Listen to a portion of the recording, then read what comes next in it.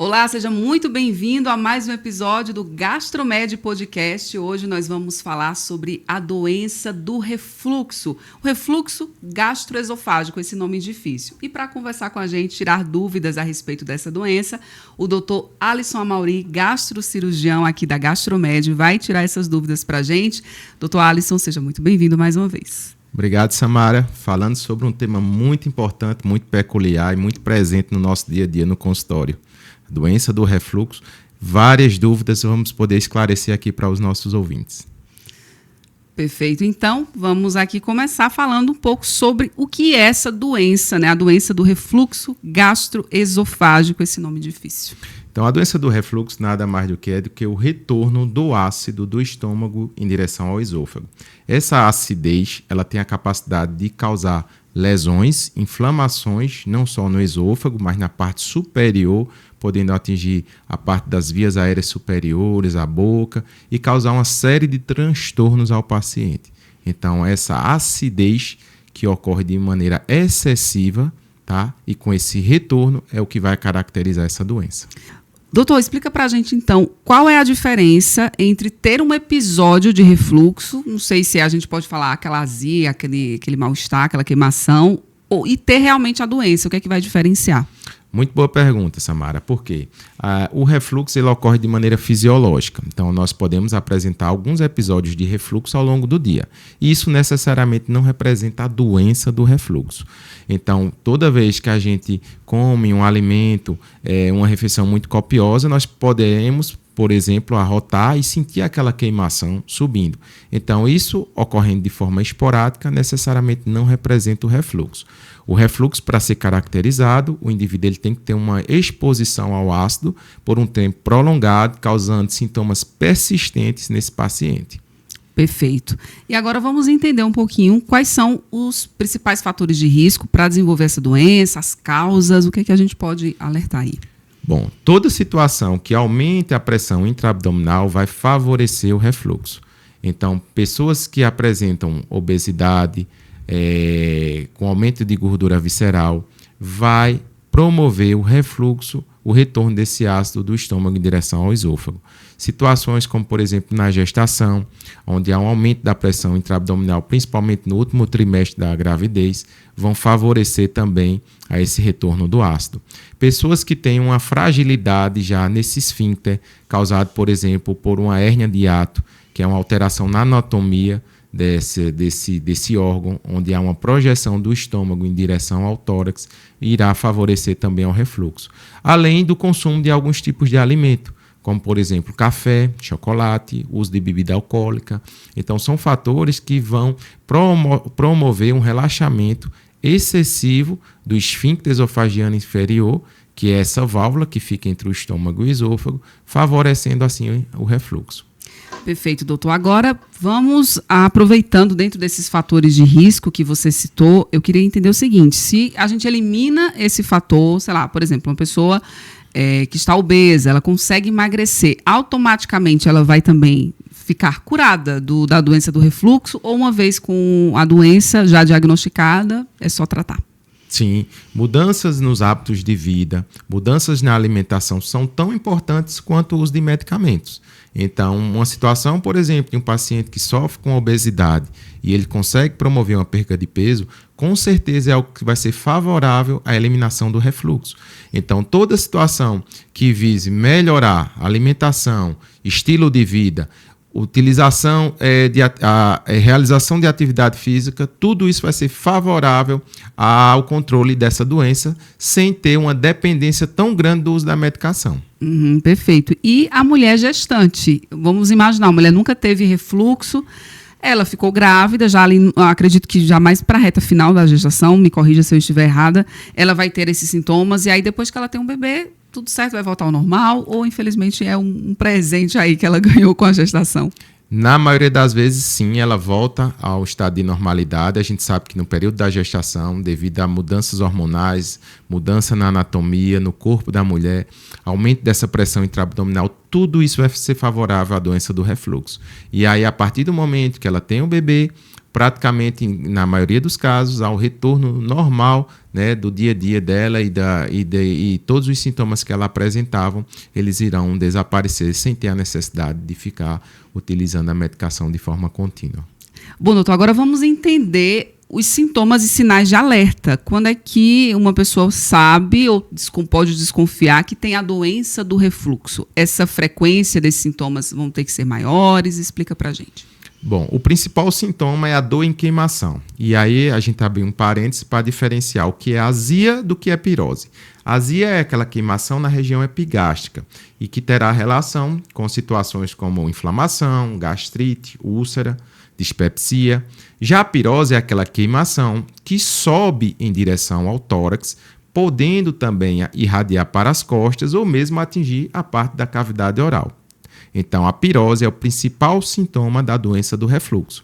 Porém, nós podemos também ter sintomas atípicos. Então, essa acidez ela vai subir, atingir a laringe, por exemplo, e pode causar uma tosse seca. Pode dar aquela sensação de pigarro na garganta.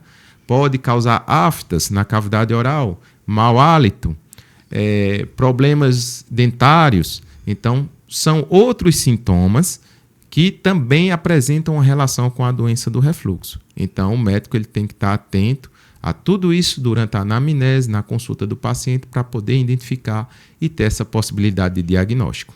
Perfeito. Esses sintomas atípicos que você citou, eles são menos frequentes, então, ou é quando algo já está um pouco mais... o refluxo é um pouco mais intenso, vamos dizer assim? Depende muito da sensibilidade de cada paciente. Então, mesmo pessoas que têm poucos episódios de refluxo, eles podem apresentar sintomas que vão atrapalhar e interferir no dia a dia do paciente. Situações, por exemplo, às vezes o paciente ele vai no dentista e o dentista percebe um desgaste no esmalte dentário desse paciente. Então, isso é um indicativo de refluxo. E muitas vezes o próprio dentista ele diz: você precisa procurar um gastroenterologista. Pessoas que sofrem de mau hálito, então se preocupam, vão no dentista, faz escovação da boca e nada melhora. Então, muitas vezes esse mau hálito ele vai ter uma relação com essa doença do refluxo. Pigarro, tosse seca. Às vezes o paciente ele acha que tem uma alergia, que nunca fica bom daquela alergia, daquela tosse seca, toma antialérgico e tudo mais, mas na verdade muitas vezes vai estar relacionado também à doença do refluxo. Então depende muito da sensibilidade de cada pessoa. Perfeito, ou seja, tendo esses sintomas aí vale uma avaliação médica, né? Procurar um especialista. E aproveitando, ao procurar o especialista, como é feito esse diagnóstico? A conversa ali com o médico já vai dizer se ele realmente tem refluxo ou não? Como é que funciona esse procedimento? Bom, em primeiro lugar, o médico ele precisa consultar o paciente, ele precisa ouvir, escutar todas essas queixas que o paciente tem e aí ele elaborar hipóteses diagnósticas, dentre elas a doença do refluxo. Esse médico ele pode optar por iniciar um tratamento empírico, ou seja, só baseado nos sintomas, ele iniciar uma medicação e observar se esse paciente vai ter uma resposta ou não, ou ele pode optar por realizar algum exame complementar. Falando em exame complementar, a gente destaca a endoscopia, que é o exame inicial que geralmente é solicitado. Então, essa endoscopia vai ter a capacidade de avaliar não só a mucosa do estômago, mas a mucosa do esôfago também e poder identificar as lesões, as erosões, é a chamada esofagite. Esse é o achado patognomônico ali clássico, né, na doença do refluxo. E ela é classificada em graus, tá? E aí, baseado nesses achados, o médico ele realmente vai chegar nessa hipótese diagnóstica ou não. Outro exame, que é considerado padrão ouro para o diagnóstico da doença do refluxo, é a pH-metria. É um exame onde o paciente ele vai utilizar uma sonda que é posicionada no esôfago e ele vai ficar sendo monitorizado durante 24 horas. Durante esse período, a gente vai conseguir registrar todas as alterações a nível de acidez, ou seja, toda vez que diminuir o pH desse paciente, vai ficar um registro e aquilo ali vai caracterizar um refluxo. Dependendo do tempo de exposição ao ácido, nós vamos chegar num diagnóstico, né, dessa doença. Nesse exame, além do diagnóstico, ele vai nos passar várias informações. Por exemplo, se o refluxo ocorre mais com o paciente em pé ou se ocorre mais com o paciente deitado, se um determinado alimento que aquele paciente ingeriu influencia ou não no refluxo, se os sintomas que aquele paciente apresenta, mesmo sendo sintomas atípicos, se eles têm relação com refluxo ou não, ou seja, se naquele momento que ele estava sentindo aquele pigarro, se ele estava tendo um episódio de refluxo, a gente tem como detectar isso através desse tipo de exame. Então é um exame considerado padrão ouro para esse tipo de diagnóstico e também de detalhamento de doença. Muito bom, exames importantes. E aí eu te pergunto, doutor, vai ser sempre necessário passar esses exames, seja endoscopia ou os demais que você citou, ou isso vai depender muito da conversa ali com o paciente? Depende muito do critério médico. Então, como eu falei, existem médicos que vão optar por um tratamento empírico, existem médicos que realmente vão solicitar uma endoscopia, principalmente quando ele quer fazer algum diagnóstico diferencial, por exemplo, com a gastrite, com a úlcera, ele quer saber se esse paciente tem H. pylori também. Então, às vezes o sintoma do refluxo ele não vem isolado, às vezes ele vem associado com sintomas dispépticos também, que pode coincidir do paciente ter a doença do refluxo e ter, por exemplo, uma gastrite com H. pylori. Então, muitas vezes a gente opta, sim, pela realização da endoscopia. Perfeito, doutor. E agora vamos falar um pouquinho dos tratamentos, né? Quais são as opções de tratamento disponíveis hoje em dia? Bom, em primeiro lugar, a gente tem que se preocupar com a mudança dos hábitos, né? Então, o tratamento ele consiste não só na parte medicamentosa, mas também em mudança dos hábitos, do estilo de vida, da alimentação, prática de atividade física. Então, isso é muito importante. Em relação às medicações, nós temos os chamados inibidores de bomba de prótons. Então, se o problema é a acidez que está voltando, o intuito é a gente diminuir essa acidez. E a gente consegue controlar isso hoje em dia de forma eficaz com a utilização de medicamentos. Esse tratamento medicamentoso, ele pode ser de curto prazo, 2 a 3 meses, dependendo se o refluxo do paciente é um refluxo leve e esse paciente ele consegue realmente colocar em prática todas aquelas mudanças nos hábitos de vida, ou ele pode ser realmente a longo prazo, naquelas situações já de uma situação crônica, onde o paciente ele tem a necessidade de usar a medicação por um longo período também. Bom, doutor, agora vamos falar de hábitos e prevenção, algo que é muito importante, né? Talvez assim, para primeiro evitar, né, chegar ao ponto de ter uma doença do refluxo, mas também, no caso, evitar que ela se desenvolva, fique ainda pior. Eu queria que você explicasse primeiro quais os hábitos ajudam a controlar esse refluxo, se a pessoa já tem, no caso, né? Sim, é muito importante essa mudança nos hábitos, né, de vida, nos hábitos alimentares de uma forma geral. Falando inicialmente dos hábitos de vida. Em primeiro lugar, praticar atividade física, manter o corpo, né, saudável, né, num peso adequado, sem a obesidade. Então isso é muito importante para o controle desse refluxo.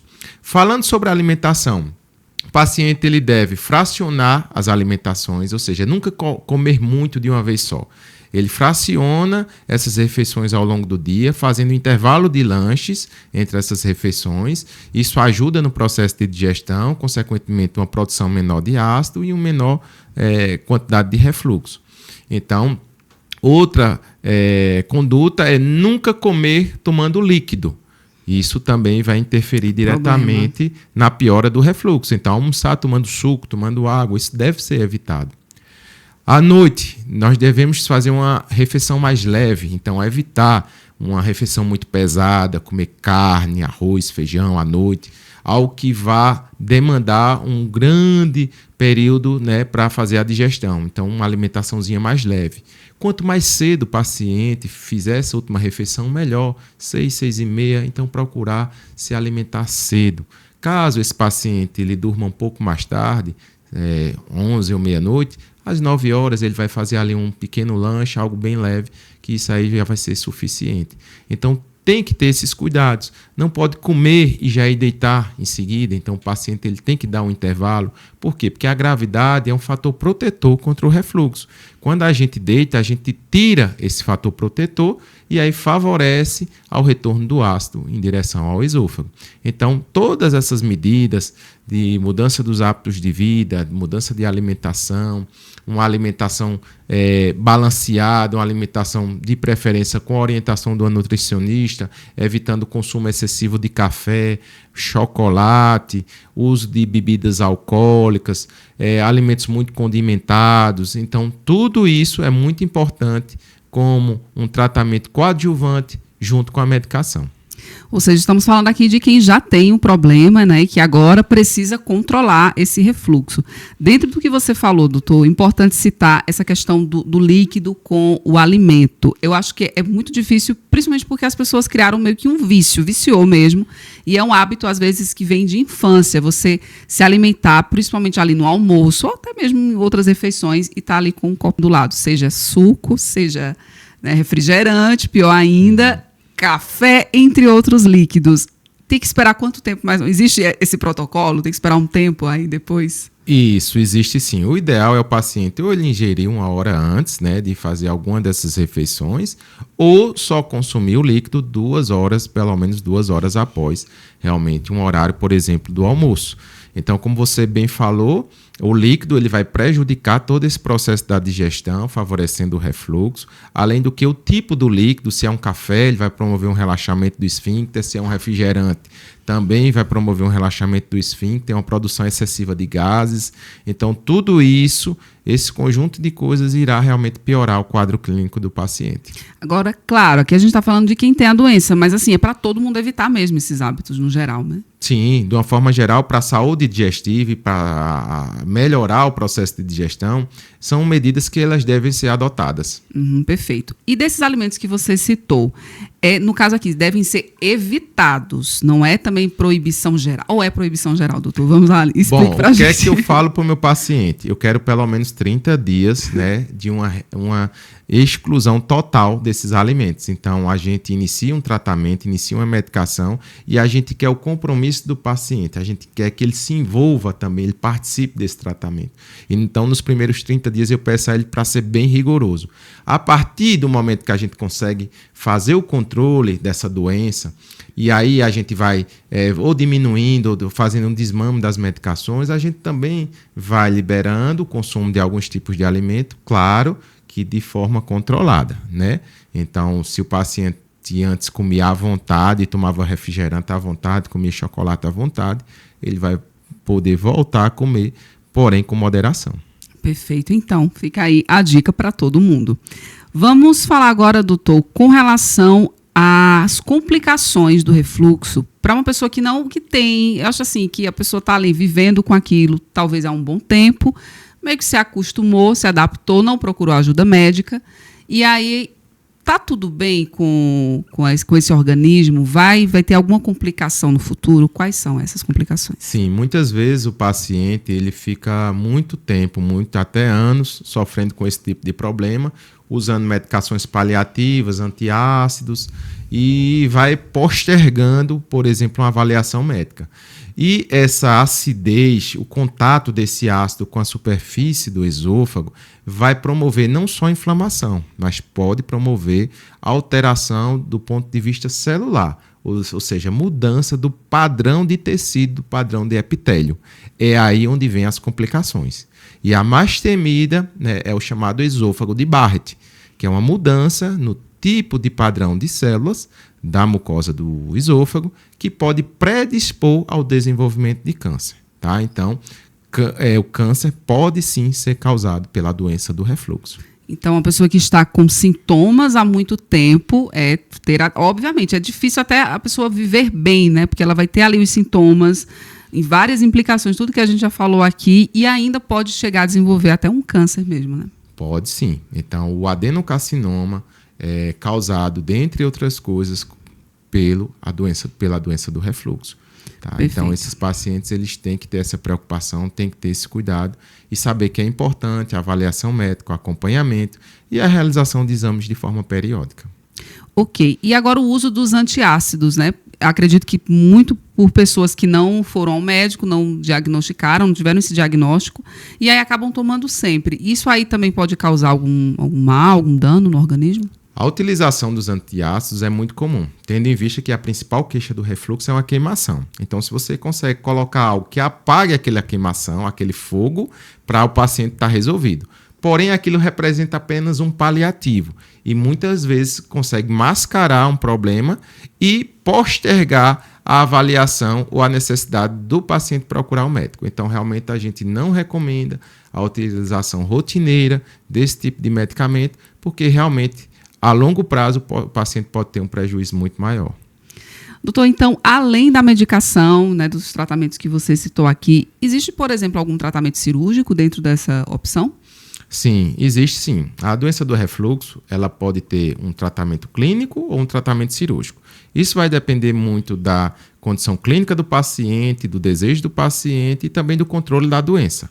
Mas a cirurgia anti-refluxo é uma cirurgia eficaz, que consegue promover esse controle dessa acidez, tendo em vista que nessa cirurgia a gente vai corrigir aquela falha no esfíncter, na válvula. A gente vai refazer essa válvula, causando uma constricção e fazendo com que o ácido ele não retorne mais em direção ao esôfago. Isso pode acontecer em pacientes que têm puramente a doença do refluxo ou mesmo naqueles pacientes que apresentam a chamada hérnia de hiato, que é uma fragilidade onde há uma protusão do estômago em direção ao esôfago que tende a aumentar com o passar dos anos ou com piora de fatores de risco, como por exemplo a obesidade. Então, a cirurgia, ela, claro que vai ter as suas indicações. Para isso, é necessário uma série de exames, uma avaliação completa, não só endoscopia, pH-metria, mas a realização também da chamada manometria esofágica. Então, com esse conjunto de informações, o médico poderá indicar de forma mais precisa ou não a realização de uma cirurgia para esse tipo de paciente. Agora, a cirurgia representa a cura do problema ou a doença do refluxo não tem cura? Não representa a cura. Assim como o medicamento, o tratamento cirúrgico é uma ferramenta para controle da doença. Então, é um paciente que ele vai conviver com esse problema e que terá, sim, que adotar todas aquelas medidas de mudança dos hábitos de vida, mudança na alimentação. Então, tudo isso ele vai ter que constituir ao longo da sua vida e manter. Tá? Então, para aqueles pacientes que acham que vão operar e nunca mais na vida vai ter um episódio de refluxo, isso não acontece. É o que todo mundo espera, mas é isso, é ter o controle e fazer a sua parte, né? O paciente precisa realmente aderir ao tratamento, né, e aos bons hábitos de vida, como a gente vem citando por aqui. Agora, ainda com relação à cirurgia, doutor, é em último caso mesmo que ela é indicada ou não? Às vezes já pode iniciar com uma cirurgia também? Depende, às vezes, muito do perfil do paciente. Então, tem pacientes que eles preferem fazer um procedimento cirúrgico para realmente não ter a necessidade de ficar tomando a medicação de forma tão rotineira. Então, a cirurgia feita por videolaparoscopia é uma cirurgia minimamente invasiva, com uma rápida recuperação no pós-operatório. O paciente retorna em breve para as atividades do seu dia a dia. Então, é algo que é muito pertinente para alguns tipos de pacientes, principalmente aqueles que têm esse perfil. Tá? Então, a indicação é muito de avaliação médica e também de perfil de paciente. Ok, doutor. Para finalizar, então, nosso programa aqui, eu queria que você deixasse essa orientação, mensagem final para as pessoas que sofrem, né, com os sintomas, talvez ainda não saiba que tem a doença e o que é que ela precisa fazer. Deixa aí o seu recado. Bom, acho que o mais importante é o paciente ele se dar conta que a doença do refluxo não é uma coisa simples, banal e que vai se resolver apenas com o uso de antiácidos. São situações onde o paciente ele pode não só ter um prejuízo no seu dia a dia, na sua qualidade de vida, mas ele pode também sofrer complicações, inclusive com o desenvolvimento de câncer.